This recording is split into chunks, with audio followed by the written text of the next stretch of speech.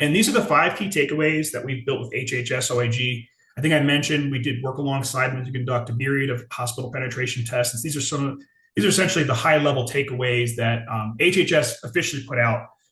So it's enforcing that configuration management, right? We talked about that already with those default passwords. We still see it on every engagement. It's been around forever, as long as technology existed. I think back to the Hackers movie, the default password was in that, right? Still a problem today. And lock down those external authentication.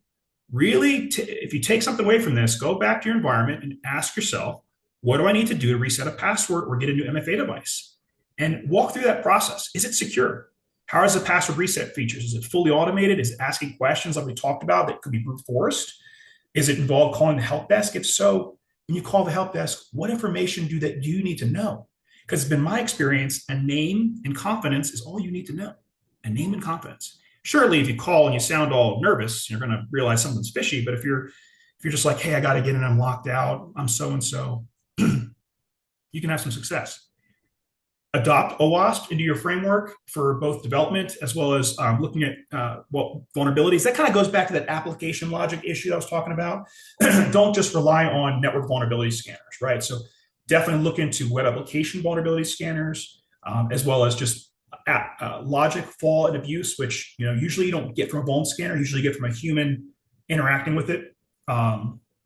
Validate that human factor. We talked about that a few different ways. One being a guard. We've talked about the help desk example a few times. Obviously, there's the trivial example of phishing. I find a lot of places have a pretty good phishing setup.